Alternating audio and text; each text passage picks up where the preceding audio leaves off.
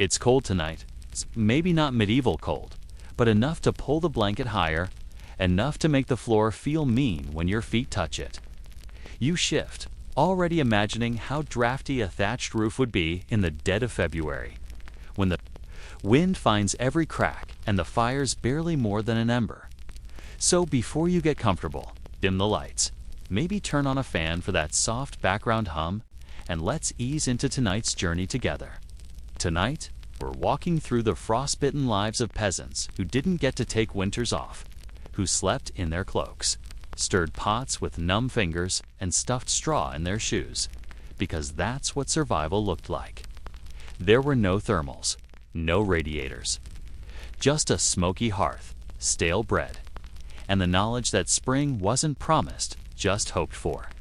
Take a moment to like the video and subscribe, but only if you truly enjoy this kind of slow, calming storytelling.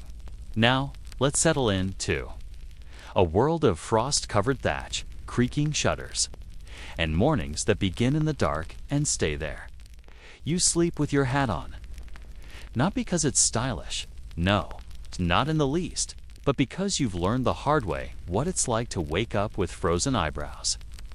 It's still dark, or at least the kind of grayish dark that means the sun hasn't yet made up its mind.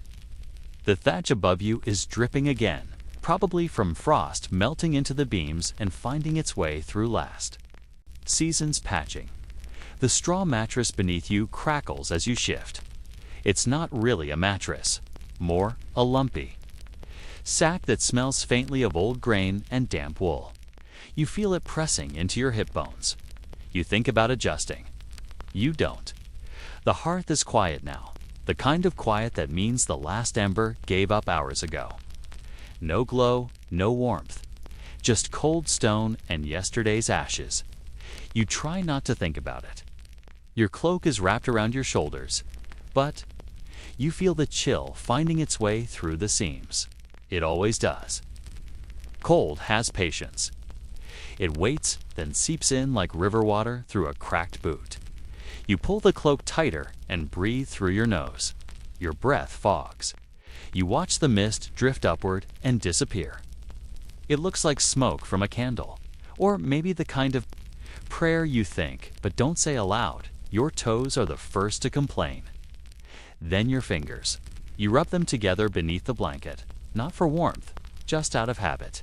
The calluses catch on each other. A rough sound, familiar. You don't rise yet. No one does. There's a kind of pact in these moments, silent agreement that no one will break the cold by moving first. Not even the chickens have stirred. They're in the corner, huddled against the wall, soft feathers rising and falling with sleep. You envy them. Your body has learned to wait. It knows there's no rush. The chores will come, and so will the cold. Neither one can be reasoned with. Your breath fogs again. This time, you blow it out slowly, watching it drift. You pretend it's a dragon just for a moment. The kind that lives in chimney smoke and stories told by candlelight. It's foolish, maybe, but foolishness is warmer than silence. Eventually, your joints ache enough to make a decision for you. You shift, slowly. First the shoulder, then the knee. The cloak falls a little, and the cold rushes in like a thief. You pull it back up, but it's too late. The air has found you. You sit up, legs still wrapped in the blanket. Your breath is louder now, louder than the house. You look around, blinking the crust from your eyes. There's no window. Just a square opening stuffed with cloth to keep the worst of the wind out. It didn't work. The wind found its way in anyway, curling along the floorboards, whispering secrets into the straw. You reach for your boots, stiff, cold, like slabs of meat left too long in the cellar. You turn them upside down first, a habit in case of mice or spiders. You shake them. Nothing scuttles out. That's a good sign, or a bad one. Maybe they're just too cold to move. The floor is packed. Earth, your soles find it with a familiar thud. Cold seeps upward, even through thick wool. You don't flinch anymore. That stopped years ago. Standing takes effort. You lean against the wall, rough with old whitewash and splinters. You count to 3. You always do. Then you rise. The cloak follows you like a tired dog. It drags on the ground, collects dust, but it's warm. Or warm enough. You wrap it tight and shuffle toward the hearth. Ashes. Just ashes. You poke them with a stick. Nothing glows. No orange. No heat. Just yesterday's smoke, now gray and forgetful. You gather what's left of the firewood, a few twigs, half, a log with wormholes, and a bundle of kindling tied with string. You place them carefully, like stacking bones. You strike the flint once, twice, sparks again, eventually a curl of smoke, a breath of heat, the kind that makes you believe, briefly. In miracles, you sit beside it, close enough to feel, not close enough to burn. The warmth is uneven. You turn your hands over it, palms up. You don't expect it to last. Fires in winter are like promises. Some keep, most don't. The rest of the house begins to stir. Quietly, a cough, a shift of weight, the sound of someone pulling on boots in the corner. No one speaks. There's nothing to say yet. Morning hasn't earned its voice. Your sister sits beside you, rubbing her arms. She doesn't look at you. You don't look at her. That's the rhythm. Warmth first.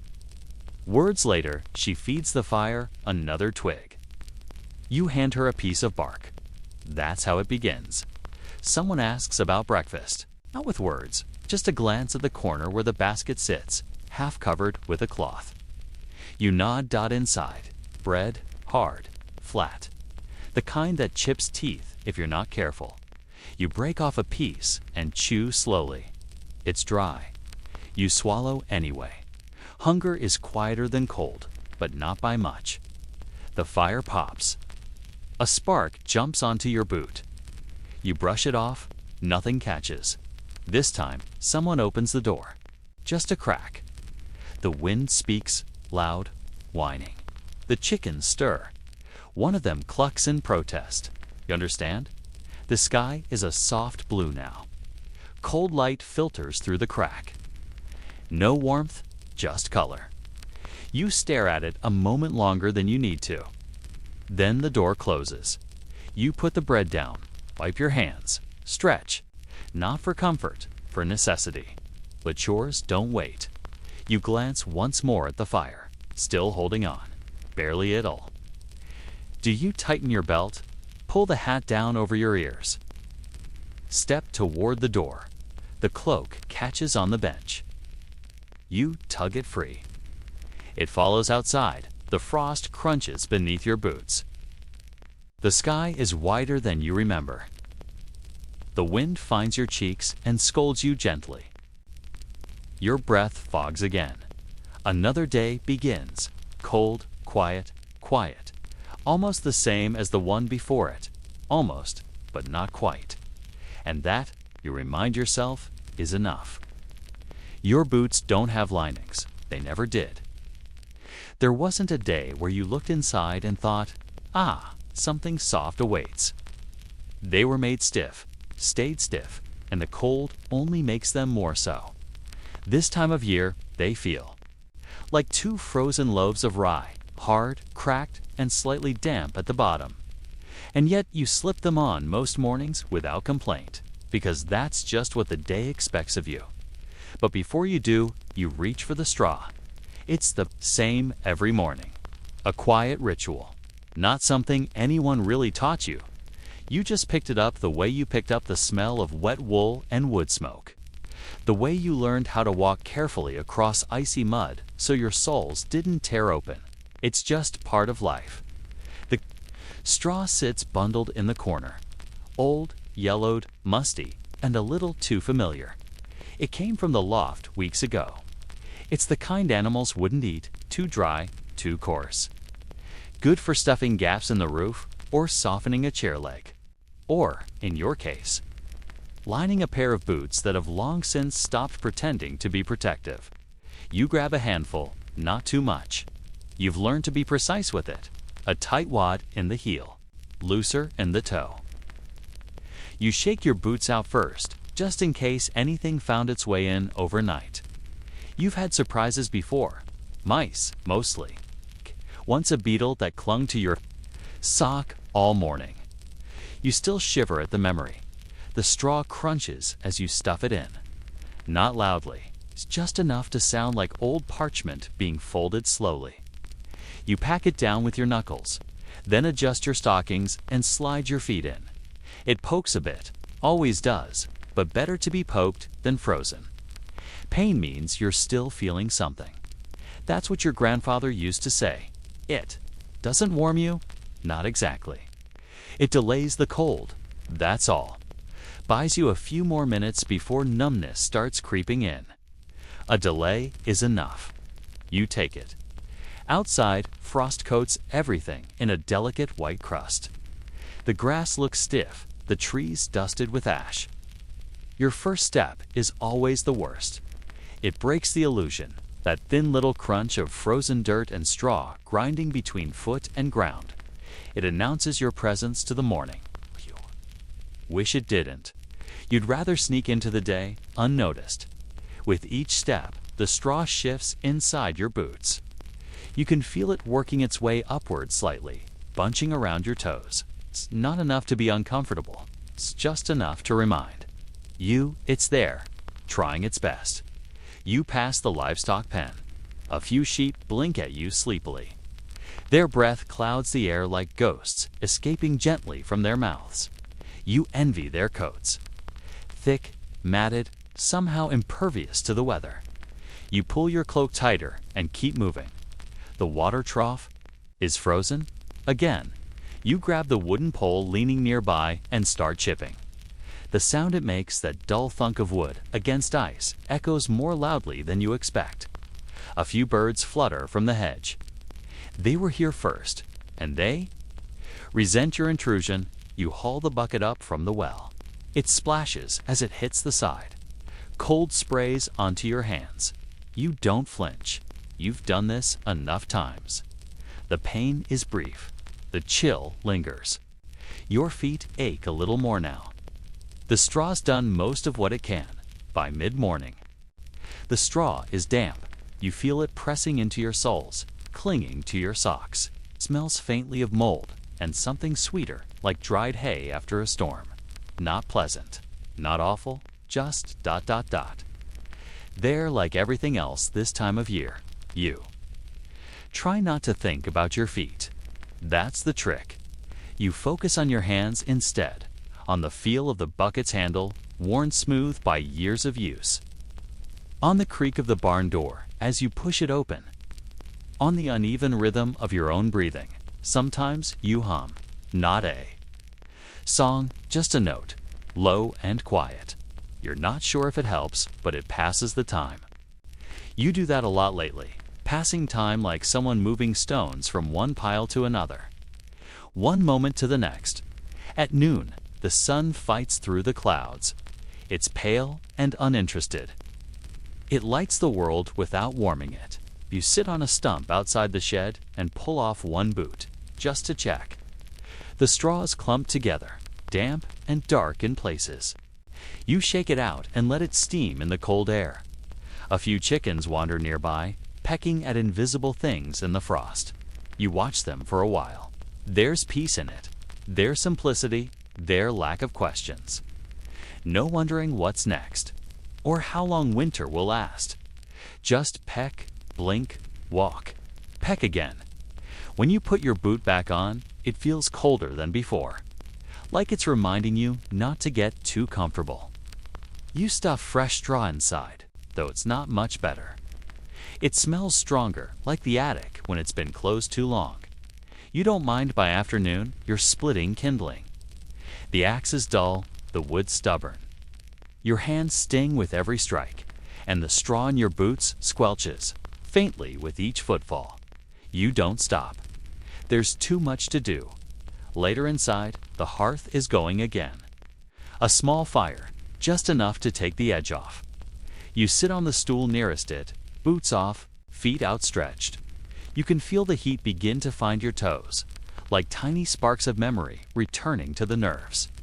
You empty the straw into a small pile by the hearth.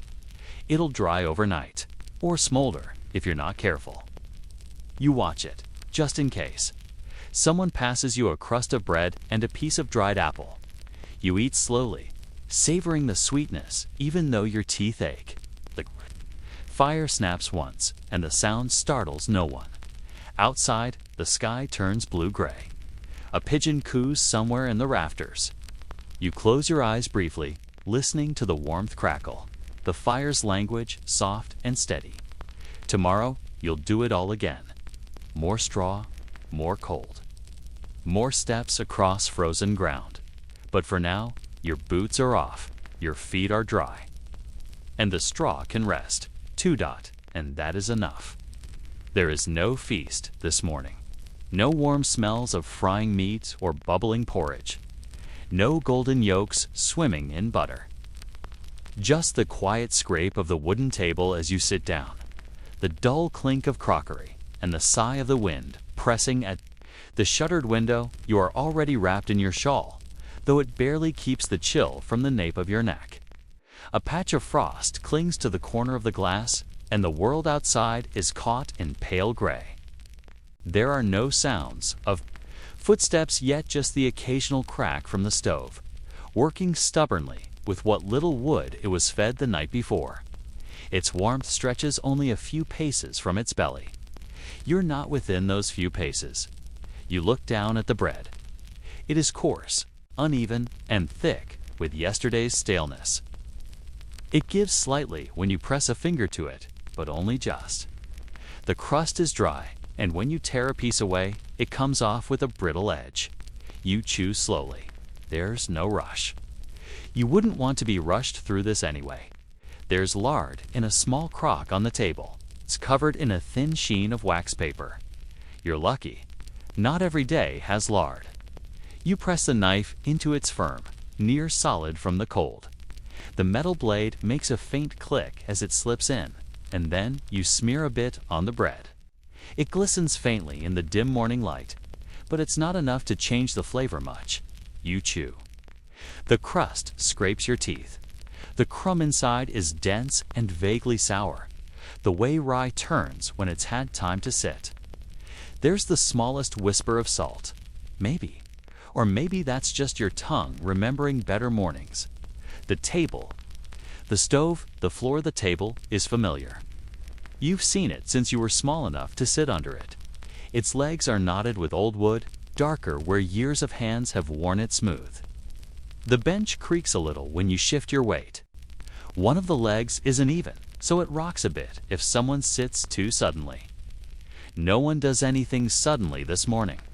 The floor under your bare feet is cold. Worn, 2 stone in the middle, smoothed down from the shuffle of boots and the sweep of brooms. There's straw near the edges, where the corners gather whatever. The bristles can't catch. It doesn't matter. No one's coming to visit. Not today, not anytime soon. The stove tries its best. It always tries. The fire inside isn't roaring, not anymore. You used to watch it crackle when there was more to feed it. Now, it's a reluctant glow, flickering low. You keep a hand near it sometimes, hoping the warmth will creep a little farther. Just a little more, but it doesn't. You remember the way it used to smell, the pine and birch. Today, it's just the faint temps of ash and dry soot. The pot on top is empty, not even tea. Just a rim of residue clinging to the bottom. Maybe later. If someone walks to the well, maybe then. Stillness in the morning there is a stillness in mornings like this. Not quiet is something different. Stillness is heavier. It hangs in the corners, settles over the chairs, curls up on the edge of the shelf where the tin cups sit. You move slowly, not because you want to, but because the cold makes tin. Every joint a little stiff, and there's no reason to rush anyway. Outside, you hear the wooden gate creak once. Probably the wind. You glance toward the window, but don't get up. The frost is still there, a lace of white reaching into the pane. It won't melt until midday. Maybe not even then. A sparrow hops near the sill. You hear the faint tap of its claws, the questioning chirp it gives when it finds nothing there. There used to be crumbs. Not this time. Hands and work and bread again. Your hands are dry. You notice this as you press your thumb into the hard edge of the bread again. The skin at the joints is roughened, not cracked, but close. You keep meaning to rub lard into them before bed, an old trick your mother swore by. But the lard is for eating now, or stretching meals, or greasing the pan, if there's ever anything to put in it. You break another piece of bread, smaller this time. Teeth ache a little with the first bite. That kind of ache that isn't quite pain, but reminds you that warmth and softness are distant ideas. The lard is softer now, just a little. The warmth of the room, as small as it is enough to give it the texture of candle wax. You spread it again, thinner now. Your knife scrapes the crock. Not much left. You'll have to scrape harder tomorrow. You imagine the taste of butter. Not the real thing, you haven't had that in seasons, but the memory of it. The way it melted into the bread, the way it softened the chew. It's not a cruel thought, just a quiet one, something that visits your mind like a passing cloud. The others still sleep, the others are still asleep. You hear them in their breaths, slow and heavy, tucked beneath layers of quilt and wool and whatever else could be piled on. The floorboards above you creak a little as someone turns. The sound is soft, muted by the years of dust that live between. The beams. You don't mind being the first awake. There's peace in it. Time to look at the morning without having to speak. Time to feel your way through the rhythm of it without anyone else's noise. A kettle would sound nice. The whistle of steam. But there is no kettle on the stove. Not today. Just the faint ticking of the stove's iron, cooling where the heat can't reach. You run a finger along the table's edge instead. The grain of the wood is fine there. It's almost smooth. Your hands rest still for a while. You don't feel like moving. The crust of the bread sits quietly in your palm, and you stare at the ridges. In the crumb, the way the knife left lines in the smear of lard. Even that is a kind of pattern. Chores will come later. They always do. The floor will need sweeping again. Water fetched. Something, anything, might be mended. Chickens will need to be looked after if the foxes left any. You'll check for eggs, even though you know it's too cold for them now.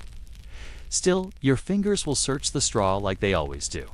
But for now, there is still a moment here.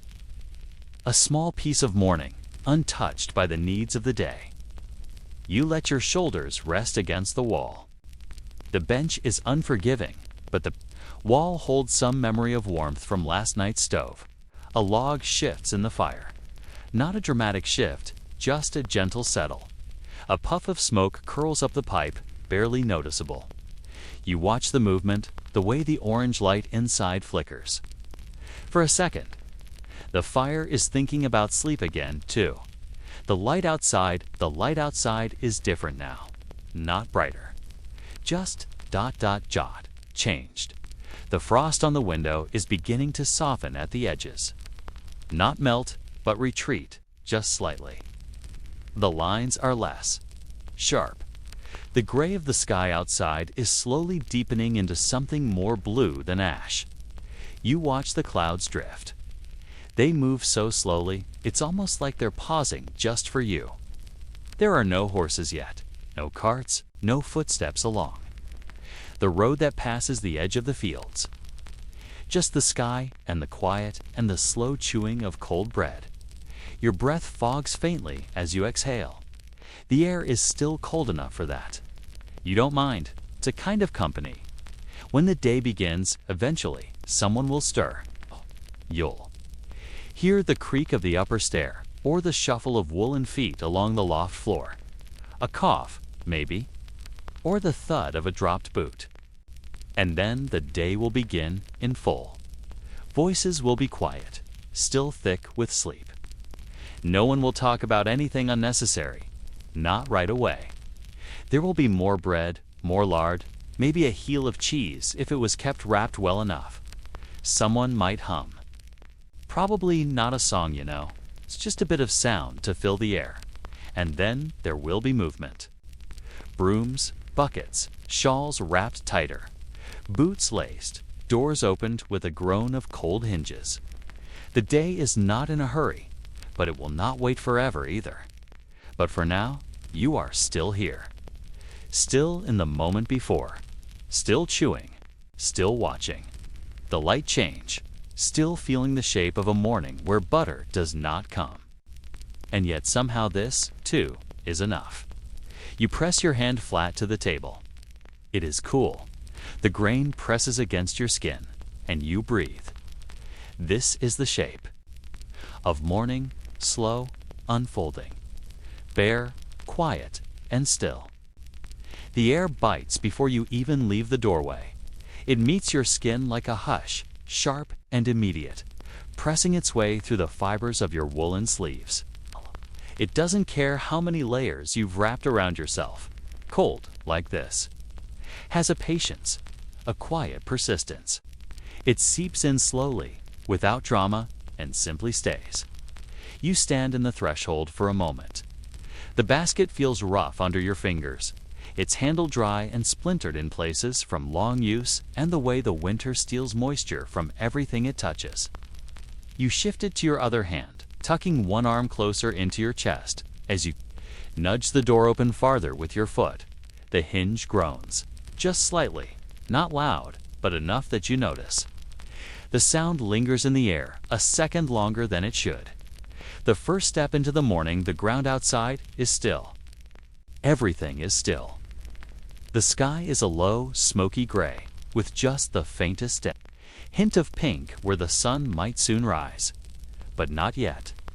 The morning is paused, suspended in the last stretch of night's hush. Your first step sinks just slightly into the frost. It's not deep snow, not yet, but a thin layer of frozen damp, like crushed glass beneath your soles. The grass has curled in on itself, blades stiff and white with cold, and they crunch under each slow footfall. You can feel the chill through the soles of your boots. They're worn at the edges, and every step carries a whisper of wet that will soak in if you stay too long.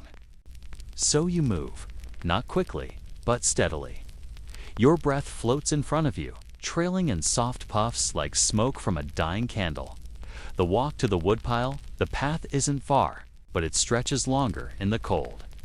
Your basket swings gently with each step, thumping softly against your hip. The rhythm of your movement is slow. You're not in a hurry. There is no reason to rush. The frost isn't going anywhere, and neither is the woodpile. A few birds chirp sleepily in the hedges. Not songs, just small, scattered sounds.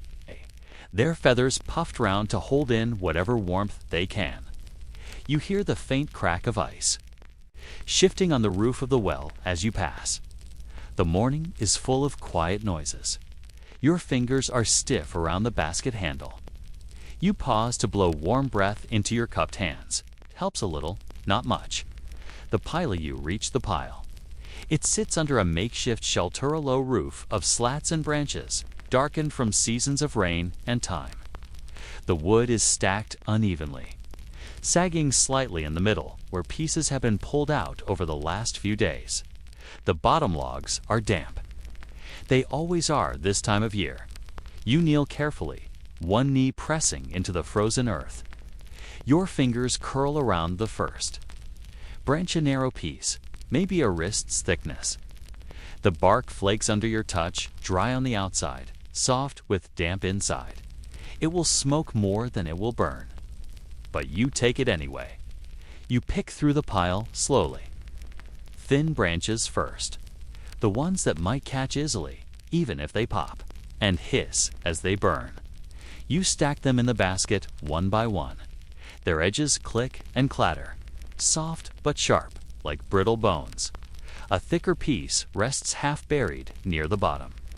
You tug it free, brushing away a layer of frost that clings to the surface. Your fingers sting, but you keep working. Each motion is slow. Measured, you aren't thinking about anything else, just the gathering. Just the next piece. The weight. Of the basket grows heavier. Not too much. You couldn't carry too much even if you wanted to. But it has weight now. It's a kind of weight that tugs your shoulder as you lift it, that presses against your thigh when you shift it into the crook of your arm. You look at it not proudly, just thoughtfully. This might be enough. Maybe enough to light the stove. Maybe enough to bring a pot to a boil. Maybe enough for some warmth to drift into the corners of the room. You stand slowly. The cold makes your knees reluctant and the damp earth clings. To your hem as you rise, you brush it off without much care. It's only dirt. It's always dirt, the return walking back. The sky has changed. Slightly, the gray has softened into something paler, and the pink has begun to stretch wider. The sun is not visible yet, but you can feel its promise. A soft glow over the rooftops, catching the frost in the thatch and making it sparkle faintly. Your breath is still visible, but now it catches the light, like mist curling in the air. The birds are louder now, still quiet, but less uncertain. They're waking up. You step carefully around the patch where the ground is slickest. Your foot slips once, but only for a moment. The basket swings with the movement, the wood inside, shifting with a gentle clatter. You pause for a moment, not long, just a look. The field stretches out beyond the house, rows of pale furrows barely visible under the frost. There's nothing growing now. It's the shape of what was and the hope of what might return in spring. You've looked out at this view every day, but somehow it always looks new in the frost. The door again, when you reach the door, it feels colder than before. The metal latch sticks slightly, and you press your shoulder into the wood to push it. Open, the warmth that greets you is faint, but it's real. The air inside is different. Not warm exactly, but warmer than the world outside. You set the basket down near the stove. The logs sit awkwardly, some leaning out at angles, the ends already beginning to thaw and darken. You wipe your hands on your apron. The fabric is rough and carries the scent of old smoke and dust. There is no fire yet, just the gray remains of yesterday's burn. But now there is wood. You kneel again, slowly placing a few twigs into the hearth, then a few more. You choose the driest ones. You light a twist of straw from the embers. It takes a few tries. The first time, it smokes, but doesn't catch. The second, it flares weakly, then dies. But the third time, it catches just enough, just barely. The flame licks the twigs with a reluctant hunger. You lean in and blow, gently, carefully, the way you've done since you were small. The flame dances. The twigs pop. The wood begins to smolder. The smell of smoke soon. The smell begins to shift. Not sharp, not bitter, not yet. Just the soft, earthy scent of wet wood waking up. The smoke curls up through the pipe, slow and thin, carrying with it the faint scent of the forest floor, of bark and moss and thyme. You sit back, your hands resting in your lap. The fire won't roar. It won't blaze, but it will burn. And that is enough. The room starts to change. Slowly, the cold recedes just slightly from your knees, from your fingertips. The air thickens a little, warm smoke wrapping the space in softness. The crackle is quiet, like whispers from a corner. You watch it for a while, just watching. There's no need to move. Not yet. The stew pot later, the pot will go on. There's not much in it. A few roots, a bit of barley, a bone, if one's been saved. You know the taste well. It's thin, but filling, and hot. Heat counts for more than flavor these days. But for now, the pot stays on the shelf. You're not ready yet. The morning still holds you. You let it. the fire is growing steadier. Not brighter, but firmer. Its light dances faintly on the stone floor. You watch the pattern it makes, flickering and shifting. It moves like breath. Hands again, you rub your hands together slowly. The palms are dry, lined with small cracks and soft calluses. The skin around your knuckles is red from the cold, but you flex them gently. They are still yours. Still strong. Enough to gather, to build, to warm. You hold them out to the fire. Not too close. Just enough. A window view, the frost is melting on the inside of the window now. Drops gather at the bottom of the pane, slipping down like quiet tears. The glass no longer hides the view. You can see the yard clearly, the places where you stepped. The soft impressions of boots in the grass. A cat wanders across the edge of the fence. Its fur is puffed up, its tail low. It pauses, then disappears behind the shed. You don't call to it. It's just part of the morning. Time slows, there is no clock. Just the fire, the light, the quiet. The house holds its breath with you. There are no voices yet, no clang of pots or footsteps above. Just this. Just now, you close your eyes for a moment, not to sleep, just to listen. You hear the tick of ash falling in the stove, the groan of wood as it adjusts to warmth, the faint sound of your own breathing. You're not thinking of later, not yet. The day will come, the chores, the mending, the water, the chickens. But this moment is small and soft and yours, and the fire, now lit, agrees. A house that moves with the wind Jove lived with the cold for so long now that it's begun to feel. Not quite like a guest, but something older, something settled, familiar, like dust in the corners or the sound of rats behind the beams. You don't flinch when the air turns sharp. You brace. You adjust. You don't expect the house to keep it out. The walls are older than your memory. Wattle and daub, a lattice of thin sticks woven tight, then coated in thick, wet mud. In summer, the daub holds the warmth like a crust around a fire. But in winter, it shifts, it cracks. Small at first, a little seam near the bottom where the mud has dried and pulled apart. Then another, nearer the roof beam, where the wind snakes through with a soft, mournful sigh. You notice it first when your candle flickers, though no one has opened the door, just a shiver of flame. Then the rustle of the straw-stuffed mattress beneath you, stirring in the draft. The ends of your hair move ever so slightly, tickling your cheek, and that's when you know another crack. Corners and gaps. You keep scraps of cloth in a basket now. Not for mending, not for sewing, not anymore. These are for stuffing. You kneel slowly, feeling the familiar creak in your knees, and pull the basket close. The rags are mismatched. A corner of someone's apron, an old sleeve, bits of worn wool and fraying linen. You twist one in your hands tightly into a kind of stubby coil, and you wedge it into the gap where cold air presses through. It's never just one. The wind has learned the shape of the room. It finds every corner where daub has shrunk. Away from wood, every seam where the floor meets wall.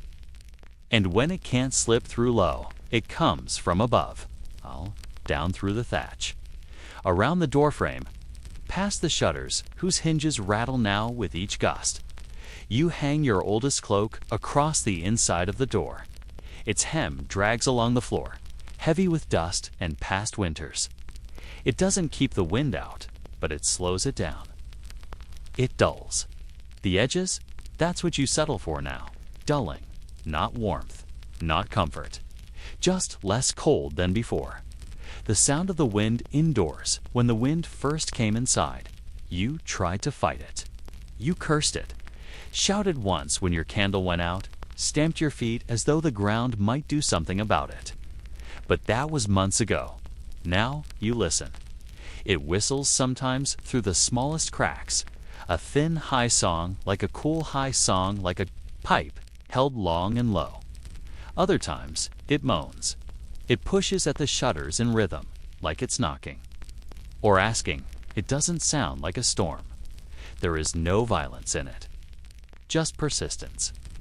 An insistence that it belongs here too. You don't argue anymore. You sit near the hearth, what remains of it, and wrap your arms around yourself. Your fingers tuck under your arms or into your sleeves. You move as little as possible. Movement stirs the air, breaks the barrier your body makes against the cold. It's better to be still. Stillness keeps the warmth in, or at least delays its leaving. Layer upon layer clothes are not changed now. They are added. You wear your second tunic beneath the first. Your socks doubled, even though one pair has holes near the toes. Your outer garment smells faintly of smoke and sweat and something older. You've worn it every day this week, maybe more. You tie strips of cloth around your wrists like bracers to keep the sleeve snug. You wrap another around your neck, tucking it down inside the layers. It doesn't matter if it matches. There's no one to see, and even if there were, you've stopped caring. The goal isn't appearance, it's containment. You've become a vessel for warmth, and everything leaks. Even so, sometimes, just sometimes, the smallest sliver of heat clings to you, the way a candle's glow lingers behind your eyes when you blow it out. It's not heat exactly, more like the ghost of heat. Memory, maybe. Or hope you hold still, letting that hope wrap around you like another layer. Shadows on the wall by midday, the light shifts. It's not brighter, just different. A weak sun straining to make itself known through the gray sky and warped shutters. The walls, those same walls that betray you with every sigh of wind, catch the pale light in their cracks. You trace one with your eyes, a thin line splitting across the surface, spider-like. The mud around it has begun to crumble. You should patch it, but not today. You don't have more daub. And water freezes in the bucket now.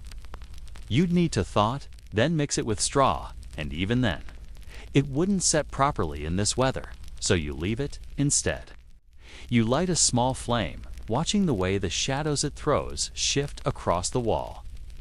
They dance slightly, broken by the uneven surface. No straight lines here. Everything in this room is softened, blurred, bent by time.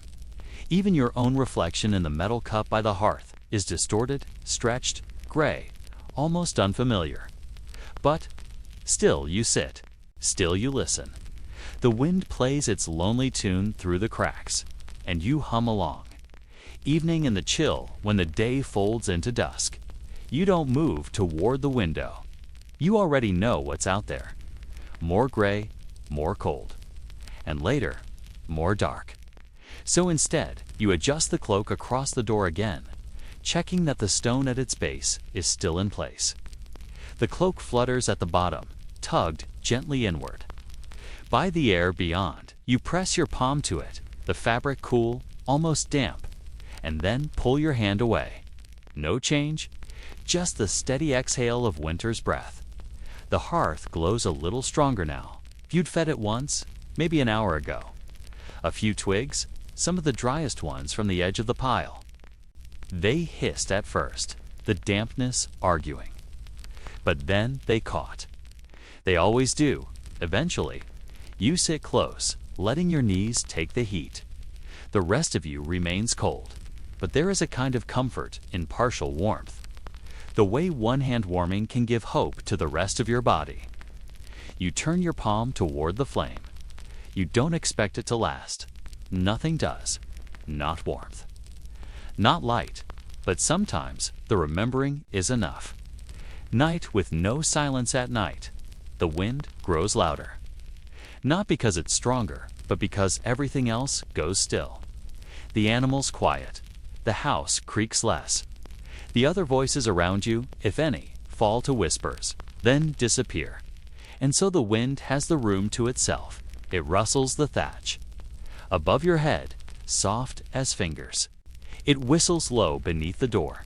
It presses its voice through every imperfection in the walls.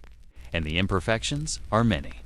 You lie back, pulling your shawl higher over your ears. The blanket beneath you is thin. The straw beneath that even thinner. Your mattress shifted again, the center sagging. Your hip aches slightly against the floor. But you don't complain. There's no point. You've grown used to discomfort. It's part of the room now, like the cracks, like the cold. You exhale into the silence, watching your breath rise and vanish. And then you close your eyes, not because you're warm, not because you're ready, but because there is nothing else to do tomorrow, and the next day you will wake again, of course. Maybe to the sound of someone coughing, or the creak of the door, or simply the cold pressing its fingers into your chest. You'll rise slowly, knees stiff, shoulders hunched. You'll press your feet into the frost-kissed floor and wince, just slightly, as you stand. You'll notice the new crack. There is always a new one. You'll fetch another scrap of cloth, push it into place, adjust the cloak on the door, stare at the wall where the mud crumbles, and then you'll sit by the hearth again, hands outstretched, waiting for the flame to find its shape. The wind won't leave, but neither will you. You've made your peace with the cold. You've grown into the shape of this room, cracks and all. The hearth, as a promise, the fire has already been lit. Someone did it before you woke, though the embers are still hesitant, still quiet. It smells faintly of ash and wet bark, of something smoldering beneath the surface, but not yet committed to flame. You sit nearby, not close, not far, just near enough to feel that whisper of heat reach for your knees. The hearth is shallow, rimmed in soot that has blackened the stone edges and curled upward in lacy streaks. The chimney above it is old. It sags slightly near the joint and leans, in a way that tells you it has long since forgotten how to do its job properly, and so the smoke stays. It doesn't rise with purpose, like you've seen in wealthier homes, where the chimney takes it like a hand and carries it upward, out, gone. Here, it drifts, it swirls. It spins in place until it grows tired and slinks across the ceiling, thickening the air above your head. You breathe it anyway. Smoke in the light, it's most visible in the mornings, when the pale light slants through the cracks in the shutters. You see it hanging there, a gauzy veil caught in the stillness. You watch the way it turns the beam of sunlight a soft golden gray, full of soft motion and half-dashed shapes. Sometimes you reach out your hand toward the light and watch how the smoke curls around your fingers. It doesn't cling, it passes through, always moving, always shifting. But it leaves something behind, a scent, a sting in your eyes, a heaviness in your throat. You don't flinch. You just blink, slowly, and keep watching. It's become part of the room now, like the cold, like the creaking wood and the damp around the window frame. Even the cobwebs in the far corner shimmer with soot now. Everything has taken on a film. Of it, a softness that isn't gentle. Still, you welcome it, because where there's smoke, there was at least some fire. Breathing in the air indoors, you use to open the door, just a crack, to let it out. Just enough to chase it off, too. Give it somewhere else to go. But then the warmth would follow. It's pulled out into the open air and scattered like breath on a winter morning. Now you let the smoke stay. You'd rather cough than shiver. You'd rather squint than shake. You'd rather taste ash in your mouth than have your hands stiffen into claws from the cold. There's a trade to everything. And in winter, you always choose the lesser pain. You tuck your face into your sleeve when the wind changes inside the room, when the smoke shifts low and brushes against your cheek. You cough softly so no one hears, and then continue with whatever task is in your lap. You've learned how to work through it. Others do too. No one complains aloud, because everyone knows what it means when there's no smoke, It means the fire's out. Clothing that remembers even when you leave the room. The smoke doesn't let you go. Clings to the fibers of your clothes, too. The wool shawl that crosses your chest to the linen beneath your collar. It settles into your sleeves, nestles in your hair. Sometimes you think it's even in your skin. When you press a hand to your face, the smell is there, faint but constant. A kind of memory your body keeps long after the fire dims. You stop noticing it after a while. Then you notice again. Then you forget. The cycle repeats. You sleep in it, wake in it. Walk in it, your clothes no longer smell like soap. They smell like warmth in the most fragile, difficult sense of the word. Warmth that costs you something. Warmth you carry, and no one else notices. Because they carry it too. Tending a bad fire, the fire itself is tricky. It doesn't burn evenly. It sulks. It resists. You have to coax it along with the driest twigs you can find. The ones kept in the corner under cloth to keep them from the frost. You crouch near the hearth, your knees aching, the hem of your tunic brushing against ash. You hold the stick to the coals, gently. You blow, not hard, just enough. A soft puff, again and again. Your breath feels colder than thee. Air around it, and the flame reacts slowly. It licks once, hesitates, then curls upward with a faint snap. You feed it piece by piece, watching how the smoke thickens each time. If you add too much too fast, it smothers. If you wait too long, it dies. You learn the rhythm by heart. You don't try to make it roar. You just ask it to stay. Eyes that water, hands that warm after a while. Your eyes begin to sting. Not sharply, just enough to blur the corners of the room. You wipe at them with your sleeve and blink into the haze. The others do the same. No one speaks of it. Your hands are warm now, the palms flushed, the backs still cold. You rub them together slowly, the sounds soft and rasping, and stretch your fingers toward the flame again. You don't need much, just enough to feel the skin loosen. Just enough to remember what heat is. It's not comfort, exactly. It's survival. It's the difference between moving and not moving. Between finishing your task and staring into space with your arms pulled tight across your chest, ash settling like snow later. When the fire dies down again, not out, just low, the smoke becomes thinner, less visible but still present. The smell sharpens. The air tastes metallic. You cough once more, your body moving before your mind registers it. Then it passes. Ash floats lazily through the space above the hearth. It falls in slow spirals, catching the light from the candle beside you. It settles on your knees, on the edge of your stool, on the floor where the dog once slept. You brush some of it away half-heartedly. But most of it, you leave. There's no point in fighting ash. It always comes back. You've learned to let it rest where it falls. Silhouettes and soft shapes sat twilight. The room becomes a shadow box. The fire is low again, just glowing. The smoke is gentler now, not gone, just calmer. It lingers like a dream you haven't quite woken from. Shapes lose their edges. Everything is rounded, dim, coated in a haze. The table, the bucket by the door, the heap of folded cloth in the corner. They all blend softly into one another. Even the people seem gentler here, their outlines blurred, their gestures slower. Someone wipes their nose with the back of a sleeve. Someone else lifts the kettle and blows across its spout before pouring. You hear the water splash into the basin. Steam rises and curls into the smoke already waiting. You sit still and watch. Nothing extraordinary happens. And that's what makes it bearable. When the fire sleeps too eventually, the fire will go out.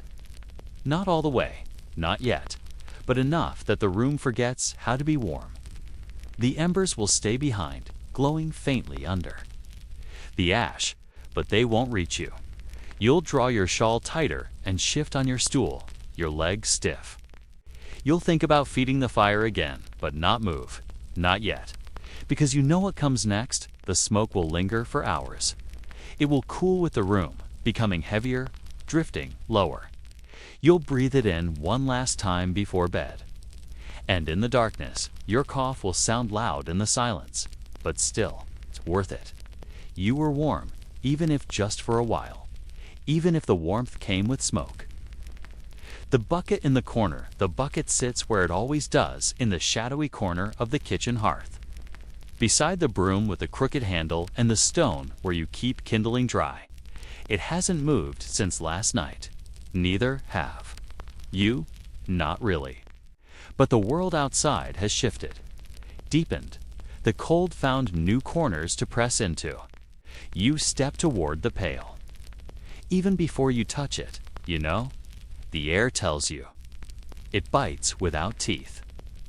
It hovers, not moving, but thick and dry and heavy with quiet. You lean down slowly and place your hand on the rimmed wood. Turned white with frost, you lift the bucket.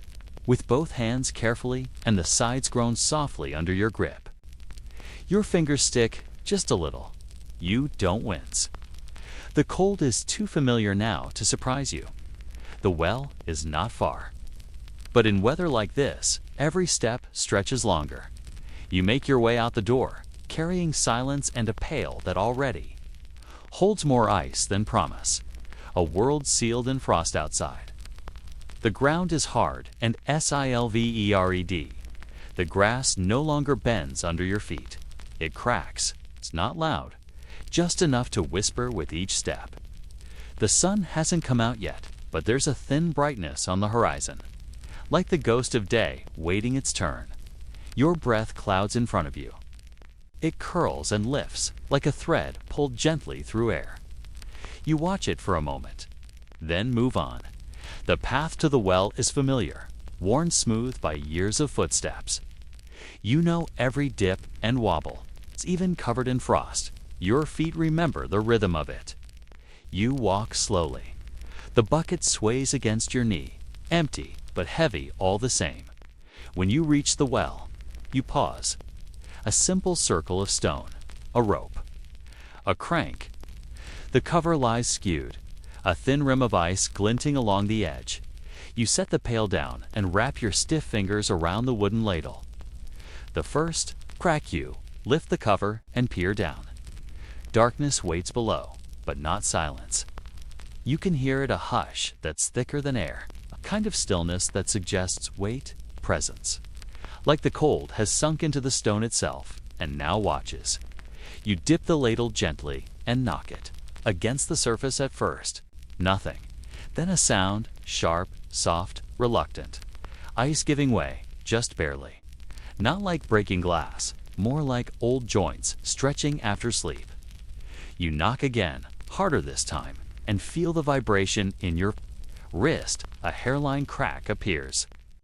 Then another. The surface shifts, not open yet, but wounded. You lower the ladle again and push. This time, it breaks. Water seeps up around the hole, darker than you expected. Almost still, but not frozen anymore. It welcomes light like an eye, glassy, watchful. You draw the bucket up and tip it carefully toward the opening. Filling the pail, the water takes its time. You hear it before you feel it, a quiet slosh. Distant, reluctant. It flows not like a stream, but like a memory. Cold and slow and heavy. The pail trembles slightly in your hand. You pull it back up. It's not full, never is, but it's enough. Enough for rinsing, enough for drinking. Maybe enough for the cook to boil. Just enough. The outside of the bucket beads with condensation, even as frost clings to its bottom. You rest it against your hip and begin the walk back. Carrying cold, the water inside moves gently, shifting with each step, brushing against the sides of the pail in slow waves. You feel the chill seep through the wood, into your fingers, your wrist, your forearm. You adjust your grip, but there's no warmth to be found. Only less pain, not none.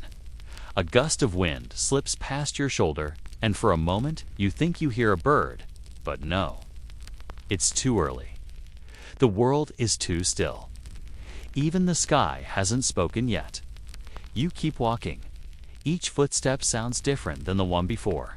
Some soft, some sharp. All of them cold. Returning to the hearth, you push the door open with your back and step into a room no warmer than the world you left. The fire is low, not out, but quiet. You don't mind? Its embers glow just enough to make shadows flicker on the floor. You set the pail down in its place. The sound it makes, wood on stone, echoes faintly. The cook hasn't come yet. No one has. The house is still wrapped in the hush that only morning carries, not full silence, but the kind that suggests breathing. You rub your hands together and tuck them under your arms. Your fingers don't sting anymore. They've gone past that drinking. Ice later, when the house is stirred and the shutters have been cracked open just wide enough to let light in. You come back to the pail, you lift the ladle and dip it. The surface of the water has already begun to crust again. Thin, fragile, a skin more than a shell. It breaks easily, but not soundlessly. A faint snap, then a ripple. You draw up a scoop. The ladle trembles slightly, your wrist still unsteady from the cold. You lift it to your mouth. The water smells of wood and iron, of the bucket, of the earth. It came from you drink. It burns in its coldness. A sharp, quick pain down your throat, into your chest. You cough once, softly. Then take another sip. You don't pause to savor it. You drink because you must, because your body needs something colder than itself to keep going. The shape of thirst. You don't think about thirst much in winter. It hides. It folds itself into the work, into the weight of lifting, of walking, of standing still for too long. But it waits, and when the water touches your tongue, you remember how dry your lips are, how your throat feels hollow, like cracked pottery. You drink slowly now, more mindful, letting it rest in your mouth a moment longer, letting your teeth feel the cold, letting your breath swirl around it like smoke around a wick. When it's done, you lower the ladle and lean back slightly. There is no satisfaction, only stillness. The day unfolds, the pail remains in the corner. And every so often, someone returns to it. They approach it quietly, lift the ladle, sip. Sometimes they wince, sometimes they sigh. But no one complains. No one expects warmth from water. They only expect presence, that it be there when they need it, that it not be frozen solid, that it fill the space of silence inside their ribs. You watch the others. You note how their hands tremble, the same as yours. How their cheeks are pinked, not from fire, but from the memory of wind. How they move slowly, as if the air were thicker than usual. Everyone carries the cold differently, but everyone carries it. Night again. By evening, the water has stilled entirely. The pail is quiet. A skin of ice has returned to its top, delicate but certain. It glimmers faintly in the firelight, not bright, but noticeable. You don't break it, you leave it as it is. A lid formed by nature, a breath held. You settle into your usual place, not far from the hearth, not close enough to burn. You wrap your hands around your knees, your chin tucked low. The pail sits in the corner, silent, heavy, waiting, just like you. Evening without warmth, there's no fire left tonight. Only coals now low and glowing faintly in the hearth. They pulse like a tired heartbeat, steady, but too soft to do much. You sit nearby for a while, letting your eyes follow the flicker. The room is quiet, not silent, but quiet. Cloth rustles. A spoon knocks gently against a wooden bowl. Somewhere, someone clears their throat softly, the sound muffled by layers of wool. You know you should get ready to sleep. The night won't wait. But the thought of laying on the cold floorboards, even with straw beneath, makes you hesitate. It's not dread exactly, it's just, you know how it feels already. The hard surface beneath your hip, the way your breath fogs in the dark, the way your nose turns numb while your feet twitch, looking for some patch of warmth. But you always do. Because sleep still has to happen, whether it's warm or not. Blankets that don't stretch the bedding is already laid out. A rough, woolen coverlet stretched across straw-stuffed sacks, patched here and there with worn cloth, bits of old tunics, curtain corners, someone's apron long ago cut to rags. The seams are thick, visible even in low light.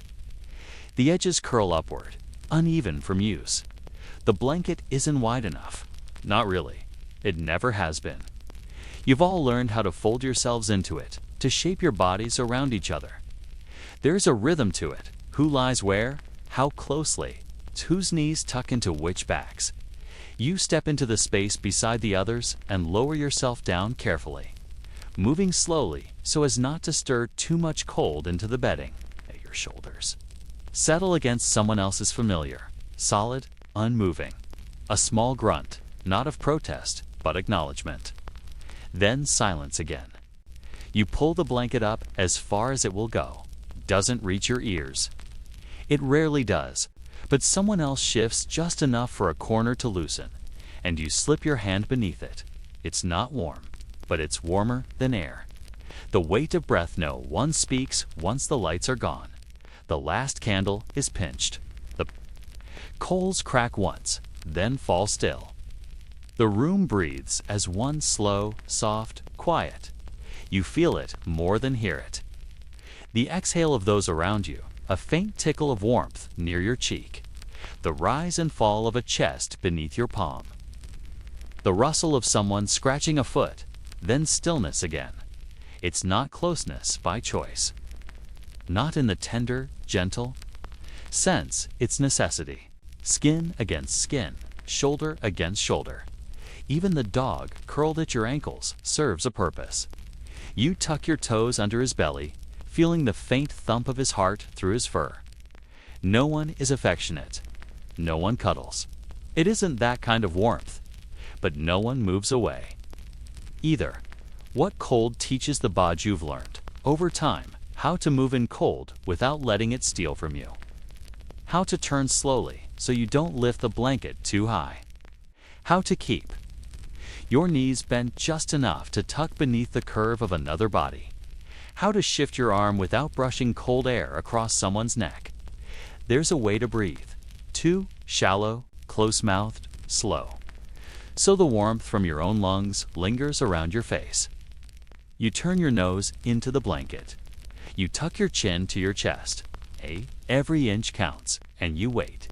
You wait for sleep the way you wait for bread to rise, patiently, without asking. Without rushing, eventually your body remembers what it's supposed to do. It forgets it's cold.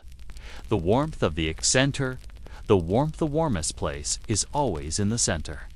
Those lucky enough to fall asleep there, children.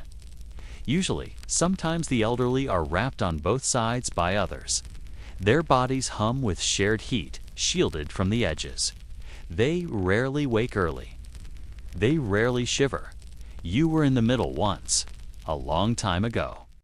You don't remember the feeling clearly, but your body does. The memory lives in your bones of warmth without earning it, of sleep that didn't hurt now. You are near the edge. The chill kisses the back of your neck. It finds the gap between your shoulder and the blanket.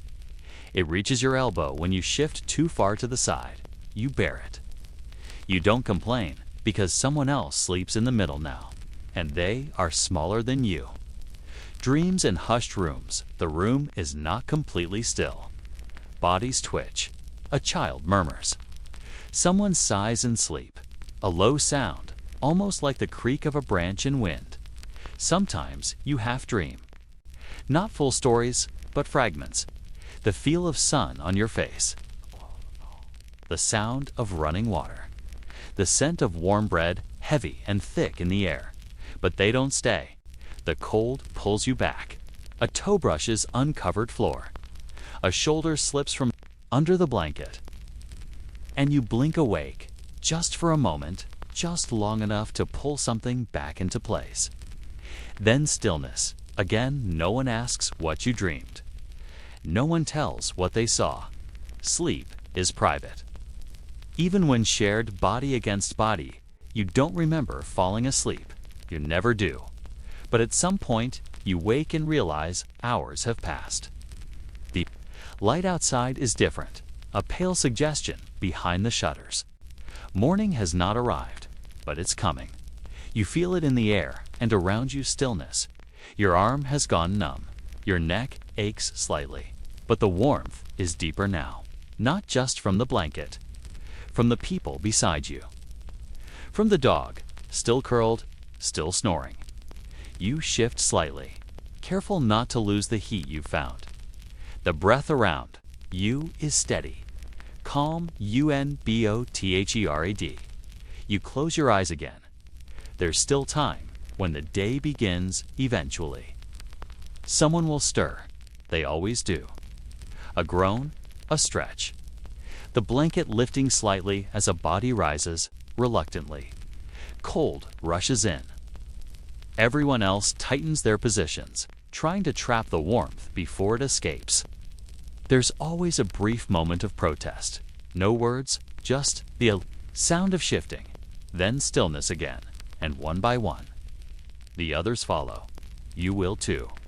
You'll stand slowly, all in the shawl across your shoulders, pressing your bare feet into the cold boards, and beginning the day as you always do, quietly, methodically, with hands that remember what warmth felt like.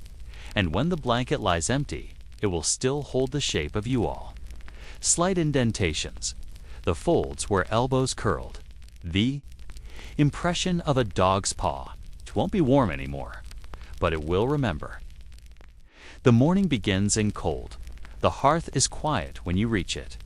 Not dead, just asleep. A few old coals, curled in gray ash, blink faintly under the rubble of last night's fire. They breathe slowly, like something buried and half dreaming. The room smells of smoke that never left and of damp stone. Your feet pat across the floor softly, soles already stiff from the cold. The tips of your fingers brush the cauldron's belly, still cool to the touch, and you let your palm rest. There a moment, no purpose, just contact. The world is always cold before the fire wakes. The first flame you begin with kindling. Thin twigs. A twist of dry straw wrapped in fabric torn from a ruined apron. Your fingers fumble a little, not clumsy, just slow. The chill has stiffened them, made them less willing to bend. You crouch low and blow gently. One breath, two, then a flicker. Then a sigh of smoke. You shelter it with your hands, feeding it slowly. Coaxing, not commanding. You've learned the fire listens best to patience, not urgency. It curls up around the base of the pot like it's remembering the shape of warmth. You sit back on your heels. You don't smile. But there is relief. The day has started. Fingers wrapped in cloth you. Take a strip of linen from the nail on the wall and wind it around your right hand. The cloth is old, browned in places, torn at the edge. But it serves its purpose. You wrap it tight, not for bandaging, but for insulation.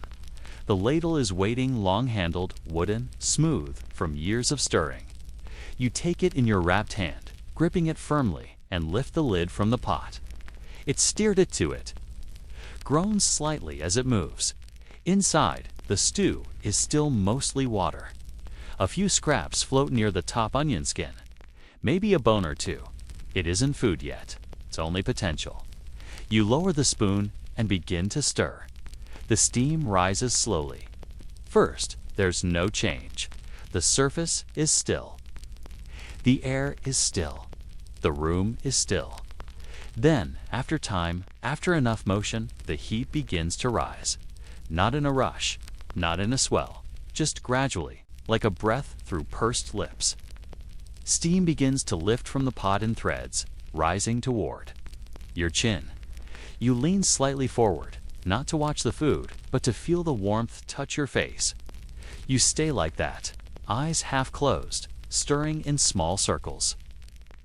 As the air begins to soften, it doesn't warm the room. Not yet, but it warms the space just around your hands, and that is enough. The sound of cooking, it's not a boil, not yet, but the pot has found its voice, a soft gurgle, a kind of whispering bubble from the bottom. You listen closely, it sounds like water beneath ice, like the shift of mud in spring, like the beginning of something slow and nourishing. You don't rush it, you just keep stirring. There's rhythm in it. The scrape of wood against iron, the soft plop of something dense, turning over. The occasional hiss when a too wet bit hits the edge, no one else speaks. If they're near, they leave you to it. Cooking, like prayer, is done best in quiet taut, heat in the wrists, then the elbows, the warmth begins to move. From your fingers, up your wrist, into the soft part of your elbow. You feel it seep in like dye. Into cloth, slow, spreading, deliberate. Your skin doesn't sting now. It loosens. You flex your fingers, testing them, still wrapped, still trembling slightly. But better. You lift the ladle from the pot and watch the steam rise from its curve. Droplets gather, then fall back in with a gentle sound. You lower the spoon again. The stew is thicker now. It resists slightly as you stir. You nod to no one and keep going.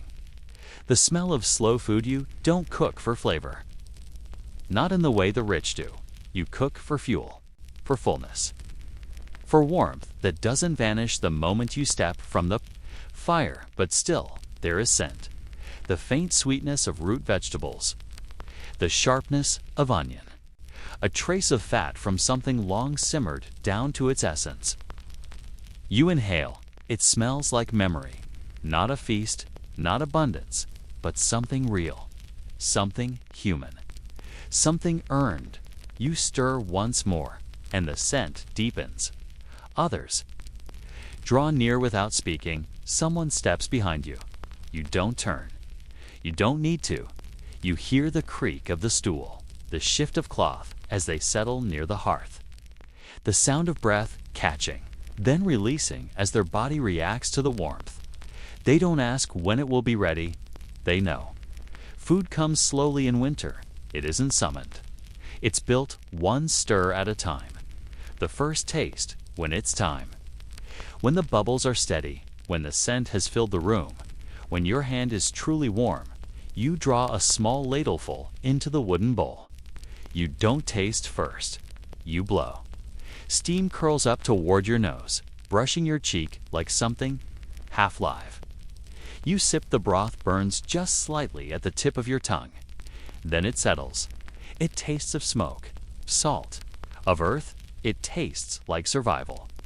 You drink another mouthful, slowly, letting it rest in your mouth before swallowing. Then you pass the bowl. It moves from hand to hand. Each person sips once, then once more. No one smiles, but no one speaks. Cooking as comforts you. Don't eat much. The cook always eats last, but that doesn't bother you, because the warmth stayed longer in your fingers than it did in your belly, because the steam kissed your face before it ever rose into the rafters, because you had the best of it, not the food, but the fire. You sit back on your heels and lay the spoon across the top of the pot. The coals are brighter now. The cauldron, blackened with soot, glows faintly at its base.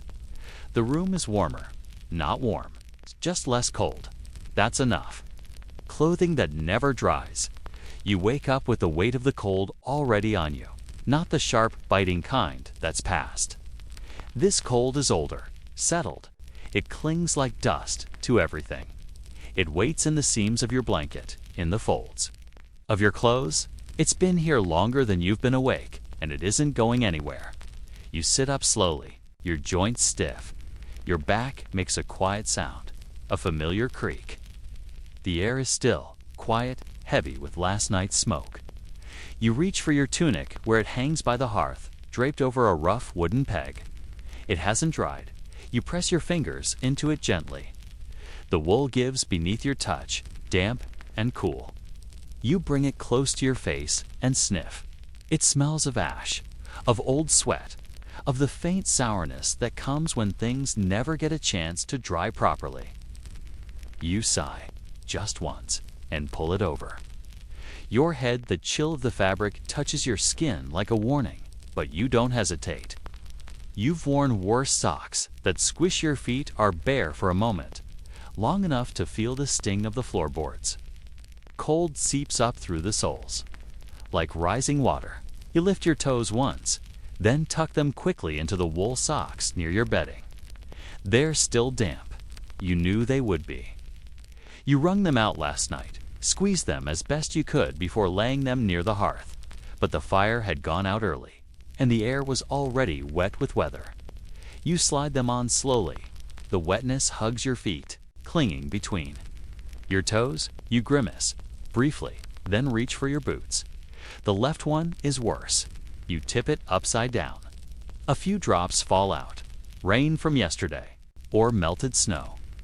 You don't remember where it came from, only that it's yours to deal with now. You slide your foot inside, squelches. You pause, then do the same with the other, walking anyway outside. The sky is pale but heavy, not bright, just light enough to see the ground ahead. The earth is wet, not muddy, not frozen, just damp, like it has been all winter, not quite water, not quite ice. Just somewhere in between. You walk carefully.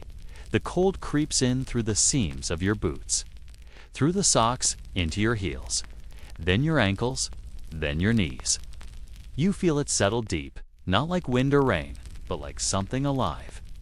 You keep walking.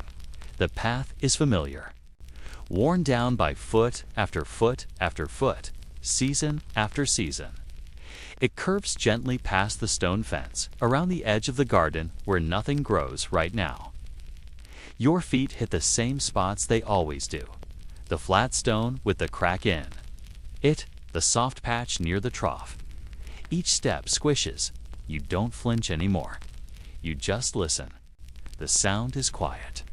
Not unpleasant, just honest. Work with wet feet, you reach the yard where the morning tasks begin. Someone's already swinging. The gate open. Another lifts a bucket and sets it down with a soft thud. No one talks much. Voices would only rise like breath into the cold, and no one wants to waste that kind of warmth. You kneel to stack some kindling by the woodpile. As you lower your knees to the ground, the dampness from your socks reaches further up your calves. The wool is heavy now, tugging at your skin. You feel the chill settle into your bones. But your hands are busy. And when your hands are busy, the cold feels like part of the task. You pick up one log, then another. You lean them against the wall, listening to the quiet rhythm they make. Wood on stone, wood on wood. The scrape, the dull knock, the shuffle of your feet beneath you. Your boots are soaked through. You keep going. The cold that stays there are parts of your body that don't warm back up. Your fingers get their heat again. Eventually, once the fire's been lit, once they're wrapped around a bowl of something hot. But your knees hold the cold. They tuck it away, deep in the joint, where even fire can't reach. You stretch them once, standing upright. You hear the pop, you feel the ache. But you don't rub them. That never helps. Just makes the cold move around, so you leave it there. You get used to it. It becomes part of your walk. Dry things are rare. Someone passes you a rag, something to wipe your hands with. It's clean mostly, but not dry. You press it into your palms anyway. The cloth leaves a trace of dampness, and your fingers wrinkle just slightly. You fold the rag in half and tuck it into your belt. Another person asks for help lifting a sack of feed. The fabric is slick with wet. You both take one end. Your boots slide slightly in the muck. You catch your balance. When it's over, you step back. The chill has soaked through the hem of your tunic now.